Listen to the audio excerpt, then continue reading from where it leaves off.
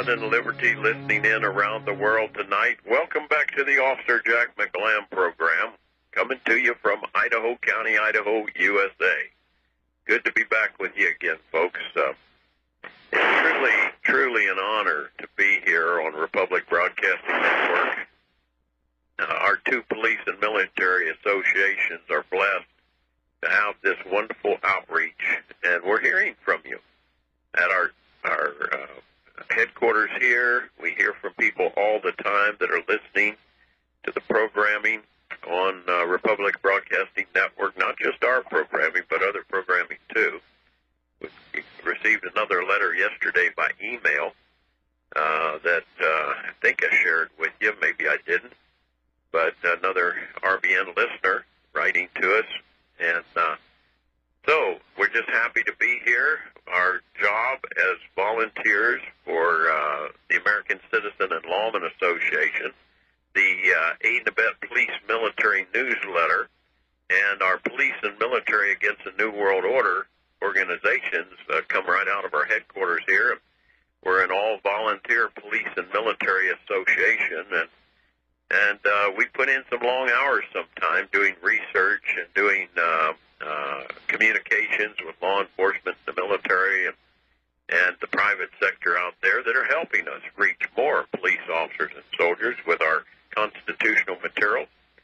And I just was doing some research again tonight, folks, and I came across an article which I was not aware of.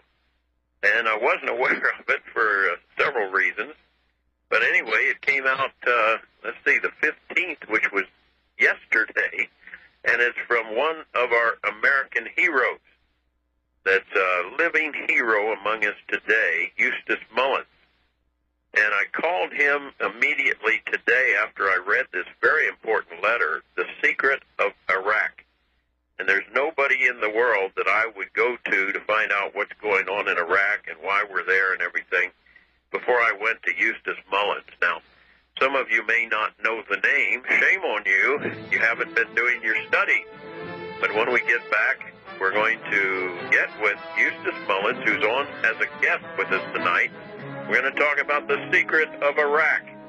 So stay tuned. We'll be right back with more of the Officer Jack McGlam program.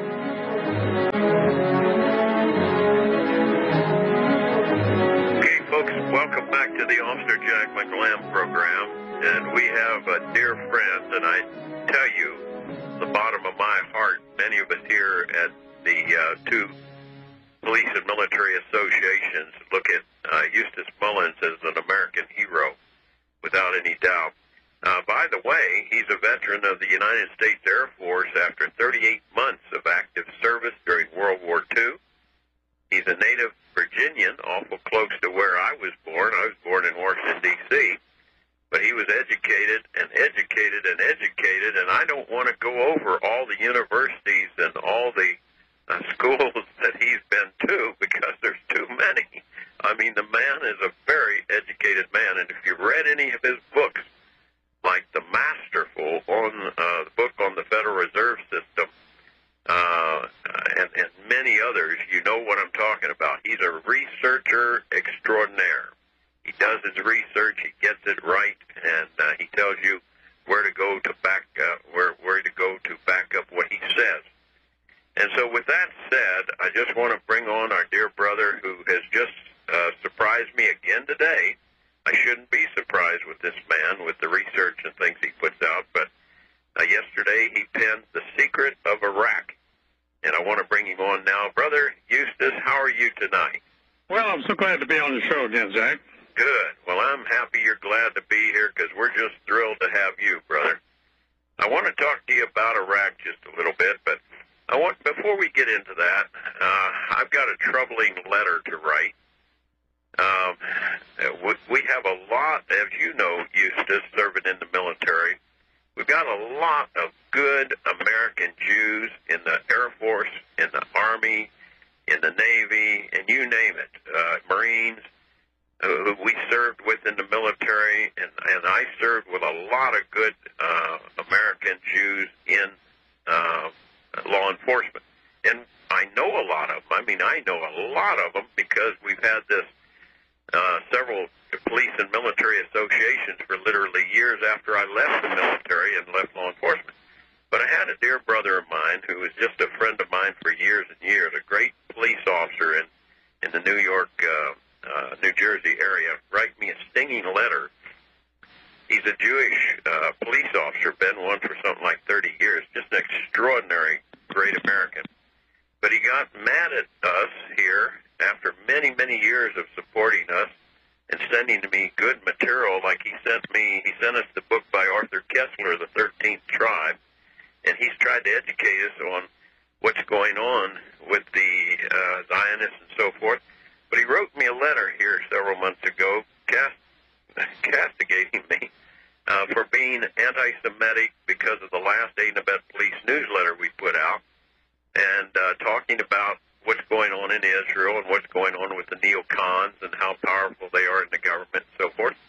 And I want to ask you, brother, how can we today, is there any way possible today with the importance that the Israeli crime leaders, criminal leaders of Israel, linked up with the crime leaders of America and the criminal leaders in the UK, how can we not talk about what's going on in Israel, brother?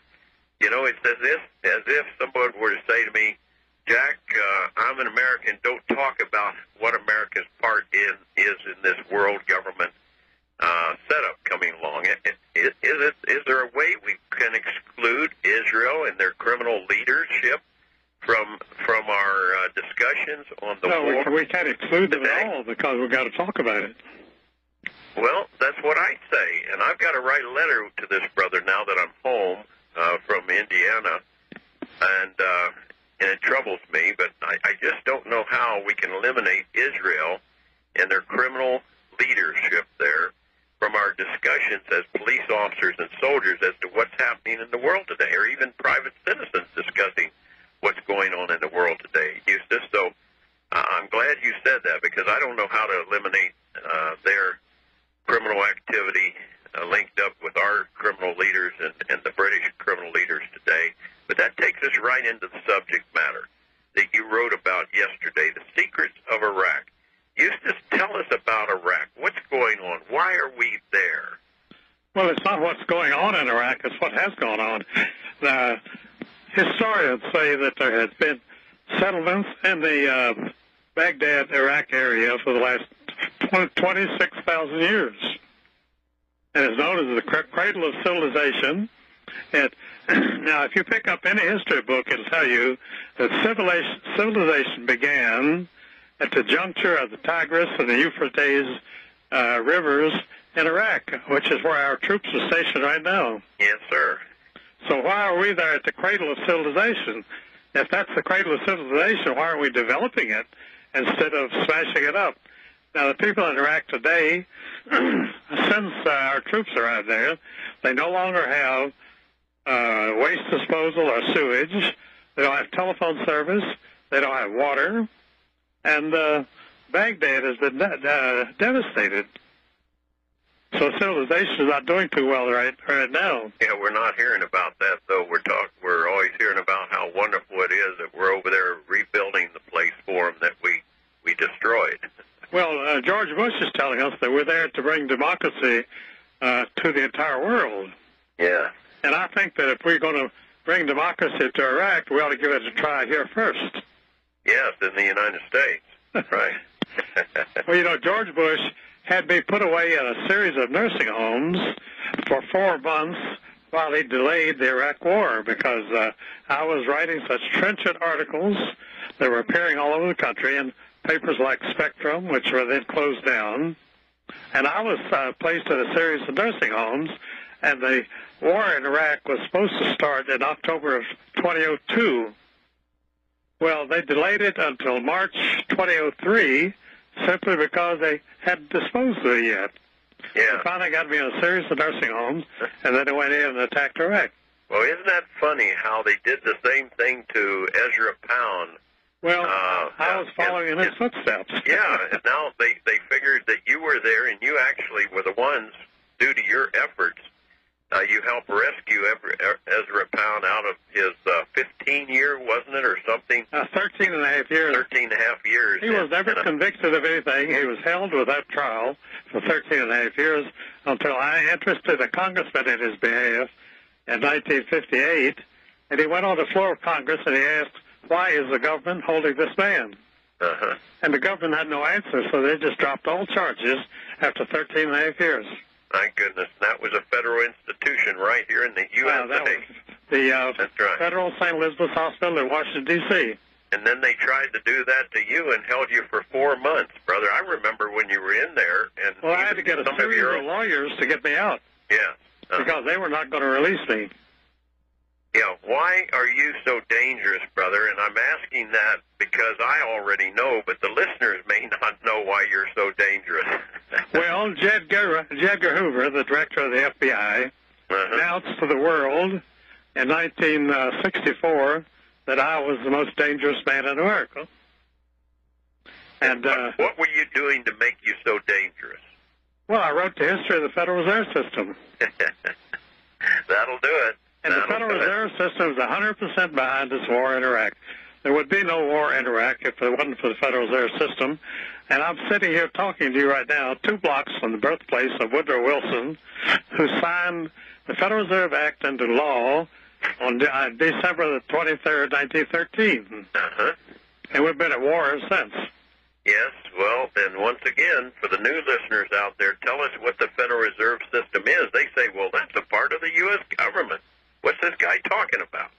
Well, it's a privately owned bank, and the government has never had one share of stock in the Federal Reserve System, and cannot buy.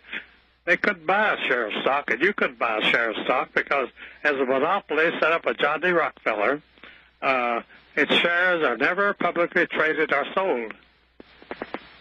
So if you think you're going to buy some Federal Reserve stock and get rich, I have to disillusion you. That's right. You've got a chance. That's right. It's not federal, and there aren't any reserves, is no. And it's not a system. It's a criminal syndicate. Yeah, yeah. Let's go back to Iraq, brother. Talk to us about Iraq. What do you want us to know about that situation? Well, Iraq was set up at the Versailles Peace Conference in Paris in 1919, and it was a dissolution of the old Ottoman Turkish Empire, which had ruled for 1,000 years. So the Zionists were present in great numbers at the Paris Peace Conference, and they dismantled the Ottoman Empire and set up a series of small Arab nations, which were influenced mostly by Britain and the Zionists themselves. Tell us now, you brought up that word, the Z word. A lot of people think when you say Zionists that you're knocking the Jews that are good Jews here in America and all over. Tell us what the Zionists are. The Zionists are a criminal conspiracy which right now they have the United States embroiled in the Third World War, in which 1 billion Christians and 1 billion Muslims are going to fight to the death. And at the end of that war, World War III, which we're in now, Israel will emerge as master of the entire world. And so we're not talking about, we're not talking about the Jews are going to emerge. We're talking about these atheist Zionists that came over from Eastern Europe that are going to hopefully rule the world. Is that what we're talking about, Houston? Well, they plan to do just that, and they're working at it. Yeah. Okay, well, I hear the music coming up, brother. We'll be back just after this short break with more from Eustace Mullins, folks. Yes, we have to understand the Middle East. We can't leave some of the players out. We've got these international crime families controlling all those nations involved over there. So we'll be back with Eustace Mullins to talk more about the secret of Iraq. Stay tuned.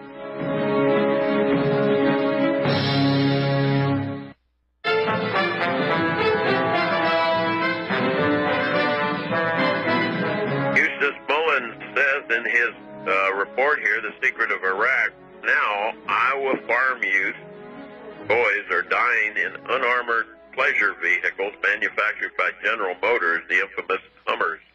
They're dying in Babylon. Go ahead and pick up where you left off, Eustace, about the secrets of Iraq and Babylon there.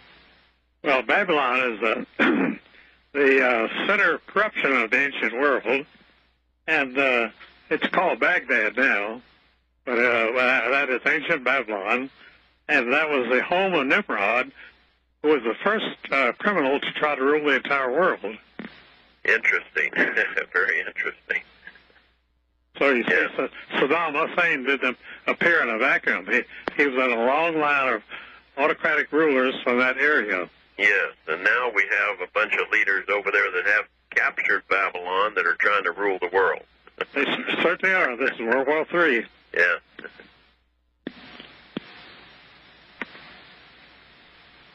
Go right ahead, Eustace. Oh, well, the ancient Baghdad, of course, was the center of the ancient world, and it ruled most of that area. Well, we now call it the Middle East, but in those days it was called Persia and Assyria, and there are other civilizations there also. But I have a book called Curse of Canaan, which is out of print right now, which details the history of that region very fully. It talks about Nimrod and the horror of Babylon. See, Babylon was so corrupt that it's known throughout history as the horror of Babylon, because there was so much prostitution and so much degeneracy and crime there. Yeah. And actually, Babylon was poisoning the ancient world because its corruption was spreading out through all of the ancient countries of the Middle East and Asia. So finally it got so corrupt that the Turkish Empire conquered that whole area and set it up as the Ottoman Empire, which ruled for 1,000 years. But at the end of the First World War, the Ottoman Empire was broken up at the Paris Peace Conference of 1919, and the countries of the Ottoman Empire were broken up into small countries like Iraq, Kuwait, and Saudi Arabia. And all of these countries actually were under the influence of the British Crown. They were part of the British Empire. Yes. Well, bringing it down to today, brother, what are the reasons that these international crime families of Britain, Israel, and America wanted to take over that part of the world? What are the reasons that you can list for us as to why we're really there? Well, they actually controlled that part of the world. What they were doing was setting up a permanent monopoly of the oil of the entire world. And John D. Rockefeller set up the oil monopoly in the 1890s as the richest corporation in the world, Standard Oil of New Jersey. And with his profits from the oil monopoly, he set up a lot of universities and foundations. And one foundation which he endowed entirely was called University of Chicago in Chicago, Illinois. And John D. Rockefeller put up all the money for that entire university, $40 million, which at the time was like $4 billion today. Right, yeah. And he made this University of Chicago into a school for scoundrels, because all of the people who were behind the Iraq involvement came right out of the University of Chicago, and there was one professor, a professor of intrigue, named Leo Strauss, and this is generally called the Straussian conspiracy. John D. Rockefeller imported Leo Strauss from Europe, and he set up a philosophy department, and he set up the what is now known as the neoconservatives, the neocons. The neocons, yeah. They were all created by Leo Strauss, and everyone who helped bring about the Iraqi war, Paul Wolfowitz and Irving Kristol and Richard Armitage, all of these were pupils of Leo Strauss at the University of Rockefeller, Chicago. Well, I didn't know that. Well, no, they haven't exactly advertised it at all. Yeah.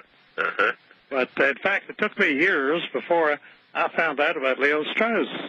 See, he was never publicized very much, but Strauss was a professor of intrigue, and his entire course, he taught young people the principles of conspiracy. Very interesting. That is why the neocons came directly out of his classrooms and are now working to take over the entire world. Well, that's one I hadn't heard, Eustace, but then again, you always surprise me. Every time we have you on or I read something you've written, I learn. Well, I've been a digger all my life, frankly. Yeah. And this is all digging. You keep digging it until you strike gold. You strike gold, yeah. I'm looking here at an article that came out April 4th, 2003, and I just came across it by Youssef Ibrahim, and he's a former Mideast and energy editor of the New York Times and Wall Street Journal, and is now a group editor with Energy Intelligence Publications. And in April 4th, 2003, he said this war may not be about oil in the first place, but to argue that the United States is committing some 300,000 armed men and women in a single area of the world, setting atop two-thirds of global oil reserves without having oil on its mind is a bit of a stretch. And, of course, they did have oil on their mind because I guess old Henry Kissinger, I think he was called the Boer, his secret Soviet name. Oh, yeah, Boer, B-O-R. Yeah, B-O-R. To control nations, you have to control oil. And by the way, brother, I think he could have rightfully said to control people, you can control oil too, because we're all suffering as these international crime lords get control of the oil and start raising the prices up to where we, as they've written even in books, that we have to be on bicycles in the United States to merge us with other third world nations. So what about this oil, and what about Israel? I've heard that Israel's getting a pipeline. When we come back after the break, brother, tell us about the importance of oil and how Israel fits into that. We'll be right back.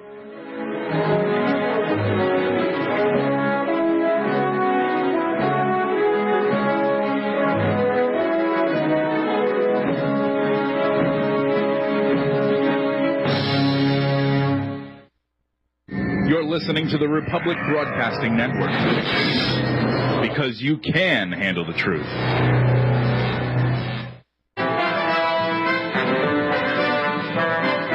Okay, folks, we're back on the Officer Jack McLam program, and out of the Israeli daily newspaper, Haaretz, it's reported that Israel is restarting a strategically important oil pipeline that once transferred oil from the Iraqi city of Mosul to Israel's northern port of Haifa. What's going on, Eustace? With I thought the oil was going to help the American people and bring our prices down. Well, our prices are going up, and it's not going to help us at all. No, we're paying the highest prices in history. If you've been down there gas station lately, you'll notice that. Yeah, we've got a report in here that there's a pipeline being put in to Israel for the oil. And Israel's going to have almost free oil over there. You know? It will be practically free, but we're going to keep on paying the highest prices in history. Yeah. Well, I'll tell you, as you peel back the onion, pieces of onion, the skin of the onion, brother, it gets more and more interesting the more you peel, isn't it? Well, that's so, and there's no accident that the state of Israel was located at the crossroads of the ancient world. Now, throughout history, if you only go east or west, you had to go through that particular area, which Israel claimed, and they had an interesting contract for it. They said God had signed a contract with them years ago on it, and only nobody could ever find it, and so we have to more or less accept that on faith. Yeah. Well, what do you think? Are these international bandits that run the Israeli government, the Zionist atheists over there, that are we've found out is actually Gentiles from the Turkish Mongol tribes over in the Eastern Europe that came in there? Oh, are these God's chosen people over there, brother? A lot of Christians are listening today, and their ministers are telling them, don't say a word against Israel because God will send a lightning bolt and smoke you out of your tennis shoes. Well, that's our evangelical Christians. They're really propagandists for the state of Israel. Well, what's the truth in it? What's the truth in it? Are these the God's chosen people over there now? Not at all. In fact, when we attacked Iraq, we destroyed many early Christian churches and many early Christian artifacts. You know, that really is the birthplace of Iraq, is the birthplace of Christianity. Your early Christians, most of your early Christian churches were actually built in Iraq. And there was a lot of Christians there at the time. We bombed them with all this DU depleted uranium. A lot of Christians were over there, were there not? They certainly were, and have suffered the effects from it ever since. Yes. Well, yes, it's very interesting how Lucifer is very cunning and very good at deception, because 99.9% of us Christians out here think that that's God's chosen people there, and this is the time that God expected them to take back the land. And my goodness gracious, is that such a deception? And it's really quite a story. And it's deception all the way. And, you know, Christ, one of Christ's constant preachments to his people was, "Be ye not deceived," because deception is the great enemy and the great weapon of Satan. It certainly is, the great deceiver. Yes, the great deceiver. If there was any way to wake up our fellow Christians to the fact that we should not be supporting these wars that Christians keep telling me, well, we're turning the land over to Israel, and God promised Israel, the Jews, all that land, so we're doing what God wants us to do. Well, that is not true, is it, brother? No, it's not. When George Bush, as president, authorized the Iraq War, he stated publicly, our mission is to defend Israel. And that was in October of 2002, when he was delaying the attack on Iraq. And the fact is that if we had a mission to defend Israel, I don't think George Washington or John Adams or Robert E. Lee ever heard about that. No, because they told us that we were supposed to disengage from these type of wars for these international crime lords. Well, that was George Washington's farewell address. He said, do not get involved in these intrigues and conspiracies and machinations of the people of old Europe. And that's exactly what he warned us against. That's exactly what we're doing. Well, it's a tangled web we weave when we first begin to be deceived. That's for sure. Yeah, because Americans certainly don't deceive anybody. You know, Americans accept people on faith, and unfortunately, they'll believe anything without any supporting evidence whatsoever. You know, brother, we here have a great love for all of our brothers and sister fellow Americans here, and I don't care what race or religion you are. You're an American. You're part of our family. And I feel bad because we have some good Jewish brothers and sisters in the military and law enforcement with us that know, as we know here, that these international crime lords in Washington, D.C., and Britain and Israel that run these countries are setting the Jewish people up there, the unwitting Jewish people, up to be murdered over there because they're trying to provoke World War III. I mean, the big one with all the bombs and every nation in the world involved, to go and have the Arabs to bomb Israel and kill millions over there, and it looks like they may be successful because they keep sticking their thumb in the eye of the Israelis, or not the Israelis, but the Arabs, and taking their land and taking their natural resources and killing their people and poisoning their land for billions of years with depleted uranium. And I can see, brother, where sooner or later the Arabs, the Muslims, are going to have a belly full of this and could very well come against the Israeli Jews over there. And, of course, the crime lords will be out of the country when that happens. And not a single one of them will be injured. We're going to lose millions over there and millions in our country, too.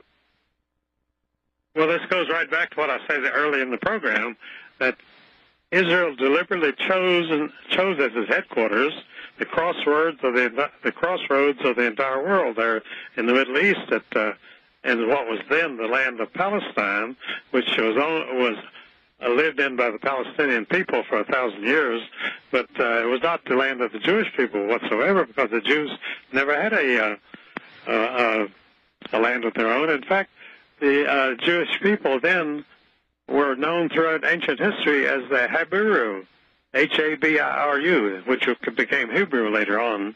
Hebrew, And Habiru meant in the ancient world liars and thieves. Okay, And everyone was afraid of, because these were the bandits of the desert. They raided every country, and that's what Israel is doing today, is raiding every country and placing every country in the world in danger. Yeah, yeah. Oh, it's we've got a Donnybrook coming up, Eustace. I mean, we've got a big one because the American people don't know what's going on. And they're in the middle of it, too. We're in the middle of it, yes. We're going to get bombed. Cindy Sheehan is down in Texas trying to get George Bush to tell her why her son died in Iraq, and, of course, he won't talk to her. Yeah, that's right. He certainly, if he talks to her, he wouldn't tell her the truth. Well, He's saying it's for democracy, to bring democracy to all those wonderful Arabs that he loves so well. Well, none of them ever had democracy, and they never will have democracy. No. But my article, The Secret of Iraq, is on my website, EustaceMullins.com. Yeah. And so if Cindy Sheehan can get a copy of it, she could take it right to Bush and explain to him what's going on, because he obviously doesn't know. That's right. Oh, sure. He doesn't know. Well, I don't think he knows. He's just an unwitting pawn of the internationalists. Maybe he's too stupid to know, and maybe it is true the vice president is really the president. Oh, yes, Cheney knows everything that goes on. Yeah, Cheney, do you think he's really the president behind the scenes? Well, he's the president of Halliburton, which is bigger than the United States government. It certainly is today. We've been giving it so much money. My goodness gracious. Well, they say $7 billion has disappeared without a trace in Iraq, and no one has an idea who got it or how. $7 billion. $7 billion. They can't find a penny of it. If you're talking about insane, how does $7 billion disappear and nobody knows where it went? Well, you know, when you go down to the grocery store to buy a pound of butter, you don't lose $7 billion. It has to be somewhere. It has to be somewhere. Let's look in the other pocket, for that $7 billion. Got to be there someplace. It's in somebody's pocket, I can assure you. That's right. Well, sadly, Cindy Sheehan is doing a wonderful job at trying to expose these things, but we know, brother, that nobody's leaving. Americans are not leaving. The British aren't leaving. The Israelis certainly aren't backing off to take over the whole Middle East and establish permanent bases there. How many permanent bases have you heard the U.S. government's putting in there? Oh, that's beyond calculation. Yeah, there's just dozens and dozens and dozens of permanent bases going in because, as you say, this is to control that part of the world, and it reeks of the Bible, brother, as to when the Antichrist is going to go set in as if he was God. What do you think about that? Well, this is Armageddon, if it ever existed. It's right here now. Yeah, it's coming, and we're expecting a big nuclear attack or biological attack on America any time. Well, that's the next step. Yeah, that's the next step, to force us into allowing them to go into Iran and Iraq and Syria next. And I think we're real close, brother. What do you hear about it? Oh, well, everybody's expecting it. I hear it everywhere. They're wondering when they're going to do it. And they're going to do it at some a unique moment when it'll have the greatest effect on the people. Uh-huh. Just like 9/11. Do you think it's soon? I think it's very soon. I think it's overdue. Yeah. Because they cannot continue to carry on their plans without doing that. Yes. Well, I tell you, that just makes me weep inside to think of the thousands upon thousands, hundreds of thousands, if not billions of Americans are going to die in this one. But anyway, it will do exactly what the internationalists want to have done. That's part of the program. Yeah, we will demand martial law, and the American people will demand every Arab will be killed after what they allegedly did to America. Yeah. Sad days ahead, brother, but we've got to get through it somehow, and we've got to continue to awaken more and more people as to what these international criminals are trying to do to us. Well, as I said on a radio program just a couple of nights ago, I told the host, I said, you can have a homeland and you can have security, but you cannot have both. And Yeah. right now we're losing our homeland, and we've got a very dubious security in this country. We do, yeah. How do we get a hold of you again, Eustace? Well, my website is EustaceMullins.com. Spell your name for us, would you? EUSTACE, Eustace Mullins, Mullins.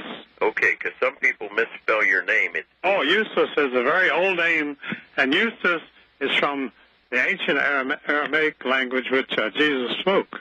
Uh-huh. And in ancient Aramaic, it means equal justice for all people. And then the name Eustace means justice, but it has a more definite meaning, equal justice for all people. Isn't that interesting? And that's what my name stands for. It's a pretty good name. Well, you've used it very well over the years, and the Lord has used you to help all of us out here learn, brother. And I want to thank you. I want to really thank you. He's worked me a lot harder than I wanted to work, but it had to be done. Are you getting some of those books reprinted that we missed so much? No, I still have lawyers working on that. I was supposed to talk to a lawyer tonight, and people have got me stamped on getting those books. They want those books so bad. Yeah. The Curse of Canaan, which tells you in one book the whole history of the Middle East. Huh, my goodness. But I want a copy of that too, brother. I want a copy, so we've got to get them reprinted. So. Oh, we certainly have. I've been working on it for months, and the devil is still thwarting me in every turn. Okay. Well, we truly love you, Eustace, and thank you for all you've done for our country to awaken our people, and not just in the USA, but around the world. And well, I've got a lot more to do, unfortunately. That's right. You do have a lot more to do, and we're counting on you. You got a heavy responsibility. Well, it is quite a responsibility. That's right. Well, that's the reason that I went to the insane asylum and got my education in 1948 from Ezra Pound. Yes, you had to go in there to see him. Yes. How many years did you spend going in there to see him? I spent 3 years going there every day, and he would give me a 3-hour lecture about the history of the world. Wow, my goodness. And I got an education which you could not equal anywhere in the world. Very, and then he very edited true. my books. As I began to write my books, he actually edited my books for me. Yes. And 4 of his proteges got the Nobel Prize for Literature, and I'm his last living protege today. I'm the last one left of Ezra Pound. I don't think you're going to get the Nobel Prize, brother. They hate you too bad. Well, I'm afraid that if I get it, I'll have to award it to myself. Yes, that's right. If you're going to get it, you're going to have to award it to yourself. That's right, because they're not going to give it to you. These internationalists certainly don't like you, brother, and we're going to ask all the listeners out there to pray for you, that God continues to use you in a great way and keeps you around. We need you, okay? All right. Well, I'm going to stick around as long as I can. Okay, brother. Well, God bless you, and thank you for being on with us tonight. And keep sending us the emails as you come up with things, and we'll keep having you on. Okay, brother? Well, that'll be fine. All right. Lord bless you real good. You take care. Thank you. All right, folks. Well, my goodness gracious, folks, it is, I don't know. Oh, I know what it is. My clock's wrong. There it is. It's 4:50 right now. My clock's wrong. We could have kept him on a few more minutes. Well, my goodness. Well, I want to share with you folks where you can go to read some of these very important articles that are coming into us here at our 2 police and military associations that we're just talking about tonight. And you can go to this website and pull up this pipeline from Iraq to Israel, written 2003 by a man, Hoofman Sentimente. Okay, and I want to give you these websites so you can look up these very important articles about this pipeline going from Israel from Iraq to Israel. You think you're going to get good, cheap oil? Forget it, folks. Our oil prices are going to keep going up and up and up as these international criminals take over Middle East oil and close down, make sure we can't dig any up in America. We'll be right back.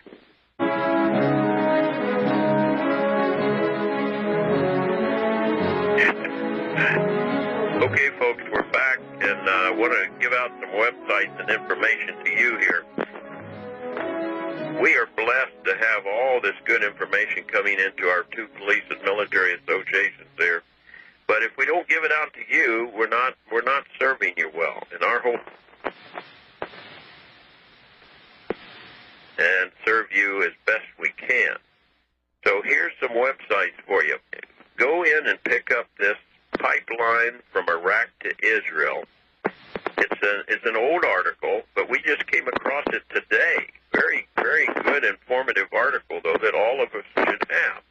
It was April 5th, 2003, that it came out, and evidently it was well suppressed, okay? All right, here is where you go for this. Go to www.a-times,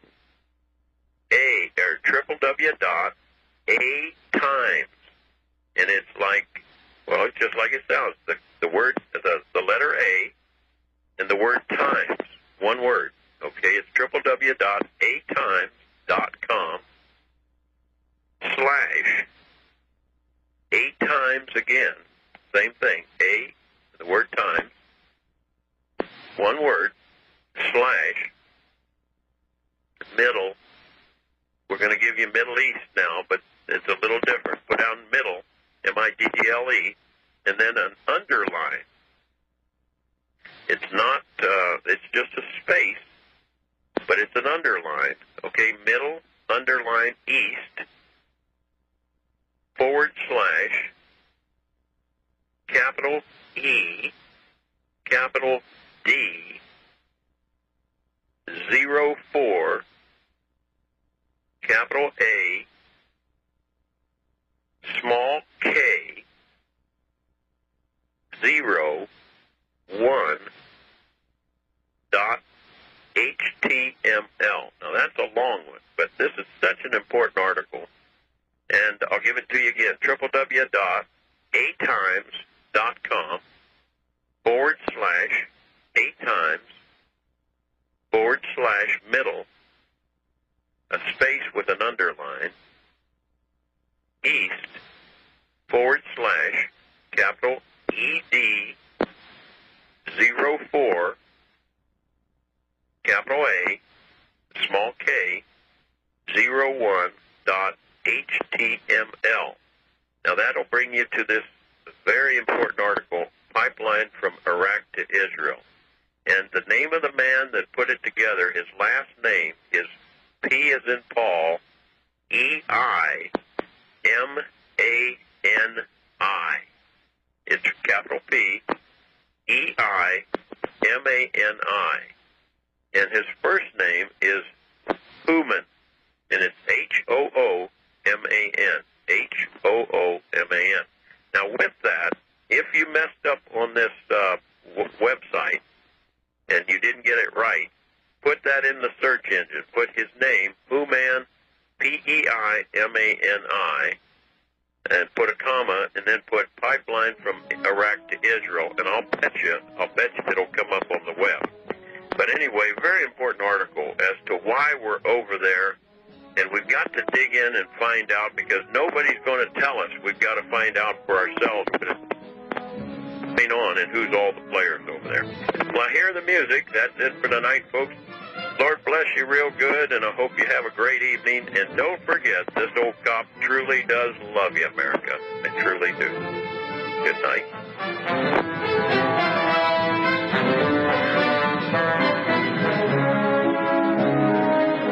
The Bill of Rights protects every American's God-given right to keep and bear arms. Now that right is being seriously undermined as legally registered rifles are being confiscated in some parts of our country. If we're not careful, we may find ourselves with no right to own guns. And that's where Gun Owners of America comes in. Gun Owners of America is in Washington every day fighting for you to keep that right. Congressman Ron Paul has called GOA the only no-compromise gun lobby in Washington. You need to be part of this great grassroots group of activists who are keeping the heat on their members of Congress. Find out right now how you can join. Call 888-886-GUNS and get started receiving their fact-filled newsletters and action alerts.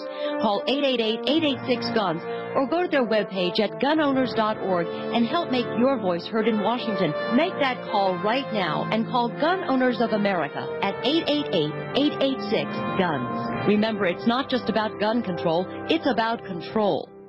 You're listening to RBN, the Republic Broadcasting Network. RBN Live